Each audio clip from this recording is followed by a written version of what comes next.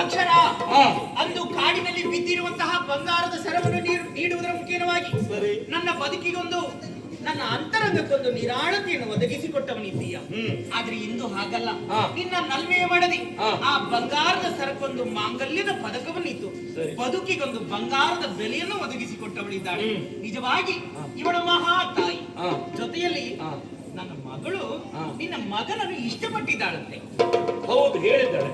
ಹೇಗೆ ಸೊಸೆಯನ್ನಾಗಿ ಸ್ವೀಕರಿಸ್ತೀಯೋ? ಹೇಗೆ? ಸಂತೋಷದಿಂದ ಸ್ವೀಕರಿಸುವುದಕ್ಕೆ ನಾವು ಸಿದ್ಧರಿದ್ದೇವೆ.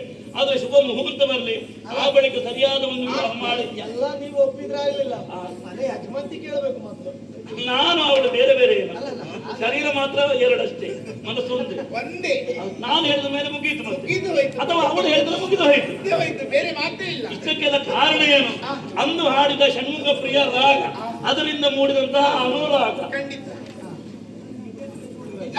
ರಾಗದಿಂದಲೇ ಒಂದಾದ ನಿಮ್ಮ ಮಕ್ಕಳಾಗಿ ಜನಿಸಿದ್ದು ನಮ್ಮ ವೈಭೋಗ.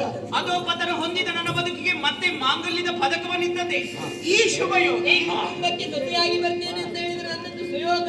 ಇದೆಲ್ಲದಕ್ಕೂ ಕಾರಣ ನನ್ನ ಆರಾಧನೆಯ ಷಣ್ಮುಖ ಪ್ರಿಯ ರಾಗ. ತಗಿಟ ತದಿಮಿ ತಂದಾರ, ತವರು ನಾದ ಮೊಳಗೆ ಶಿವನು ಕುಣಿದಾರ.